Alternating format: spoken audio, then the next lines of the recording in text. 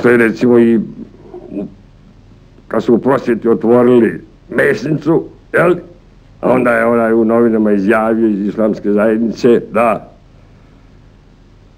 kome je sad do knjige, jer je novinarka rekla, tu se uvijek prodavale knjige. Ja sam onda predlagao, jel, sarkastično svakako, jel, da se napravi i pijaca oko pozorišta na trgu, jel, pa kad kupim kod Alemka meso, da odmah preko puta mogu da kupim krompir i kupus ovaj.